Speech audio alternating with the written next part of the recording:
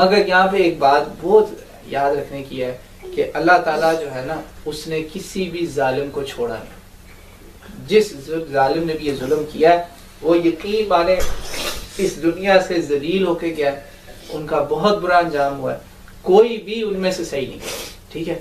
मगर इस वाक़े से हमें क्या सबक लेना चाहिए? आप ये बात मेरी याद रखें कि इस वाक़े से जो सबक लेने की बातें ना, वो बहुत ज़्यादा है। इतने इस वाक़े के मकसद, इतने लेसन आप ले सकते हैं कि इट्स अनबिलीवेबल।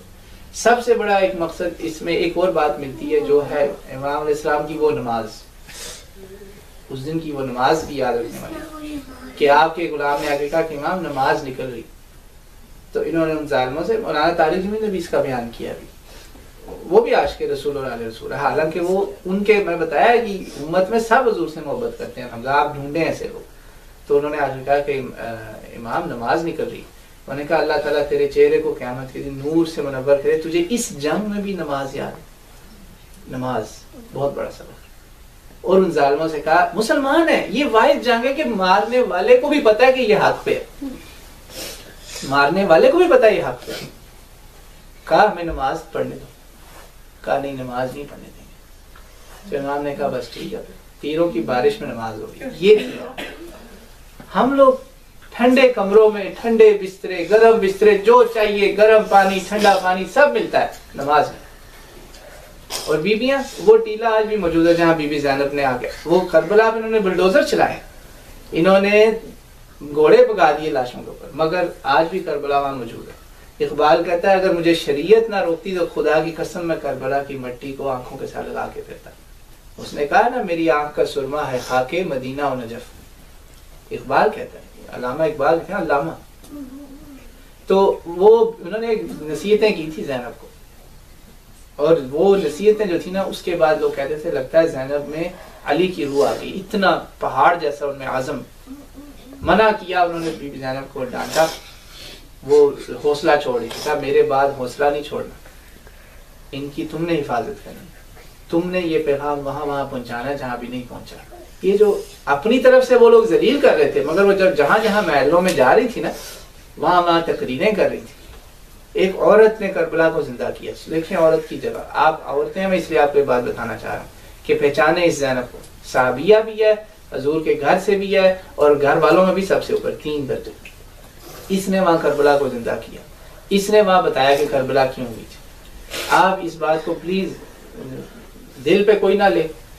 मैं इसलिए नबी पाक सल्लल्लाहु अलैहि वसल्लम की ज़ुर्रियत के शहादत पर मैं अपने आप को कोसने का कोई फायदा नहीं है। खुश दिल तहरानी इतना बड़ा शायर तेहरान से, आलिम भी था, आलिम दीन और शायर, उसने फारसी में कलाम लिखा। मैंने वो कलाम स्पेशली मंगवाया फिर किसी अपने उस्ताद से। उसने कहा बिल्कुल रोने से दिलों को तस्कीन मिलती, सुकून आता है, ये सही बात। मगर करबला का मकसद इससे ऊपर है। इसलिए किसी ने इमाम जाफर सादिक अलैहिस्सलाम से पूछा कि मैं अलैहिस्सलाम हजूर की ज़ुर्रियत, कि मैं अपने आप को मारूं, मुझे इजाज़त है। उन्होंने कहा अगर तुमने ऐसा किया तो 60 रोजे तुम्हें कफारा रखना पड़ेगा। मना कर दिया। और यकीन माने ये बात जो सवाए जाकिरों के जो उलमा हजरात हैं मोमिनीन के, वो सब जानते हैं कि ये रस्में बिल्कुल इस्लाम में नहीं, सब जानते हैं, ये हकीकत है। इस करबला को रस्म से आगे लेकर जाएं, इसका मकसद बहुत बड़ा है। इसको लोगों को समझाएं कि what is Karbala, what are the lessons we can learn from it. सबसे बड़ा लेसन तो आपने देखे दीन का सीखा। ला इलाहा इल्लल्लाह का मतलब है झुकना नहीं अल्लाह के आगे किसी के अलावा किसी और के आगे। Don't bow to anyone except Allah, number 1। दूसरी बात ये कि जो कुछ भी हो जाए हक बात के साथ रहना, हक का ऐलान करना है। और हक का ऐलान जब करना है, उसके बाद जब लड़ाई की अगर नौबत आ जाए तो लड़ाई में पहल नहीं करनी। Do not be the first to fight, and he did not fight first. They imposed it on. नहीं लड़ाई पहले की। और अगर आप पे लड़ाई आ जाए तो फिर जान की मिन्नतें समाजतें नहीं करनी, फिर मर्दों की तरह गैरतमंदाना तरीके से मरना है। जो मैंने शुरू में कहा था कि वो शान सलामत रहती है, जान तो आनी जानी है, जो शान सलामत रहती है। आज वो मर के भी पाते, जो दुश्मन भी हैं वो मिंबरों पे नहीं बोलते, पीछे पीछे बोलते हैं इधर उधर से, नहीं नहीं और भी शहीद हैं। वो दुश्मन भी डरे में, आज भी वो डर के रहते हैं। तो हजूर की ज़ुर्रियत के ये सबक सीखें आप कि जो है ना, रोने से बाकी दिल, मुझे भी रोना आता है। ये कभी नहीं ऐसा हुआ कि मैंने करबला का जिक्र किया और मुझे रोना ना आया, मुझे आता है, मुझे बचपन से आता है रोना।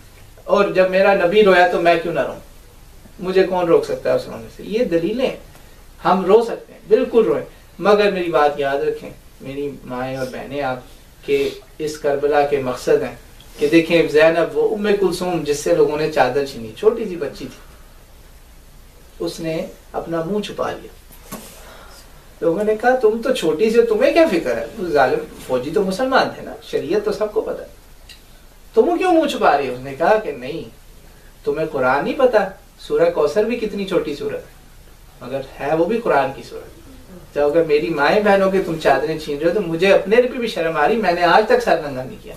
आप जब बाहर जाती है खुदा के लिए, अल्लाह को हाजिर नाजिर जाने, कुरान पूरा भरा हुआ है, कौन सी हम हजूर की औलाद की या हजूर की मोहब्बत की दावे करते हैं जब हम अपना बनाओ सिंगार करके गैर मर्दों को दिखाते हैं। एक वो औरतें थी जो मुंह छुपा रही थी कि हमारे सरों से चादरें छीनी, इसलिए इकबाल ने कहा फातिमा बन जाओ, तुम्हारी गोद में भी हुसैन पैदा हो, तुम्हारी गोद में भी हसन हुसैन। ये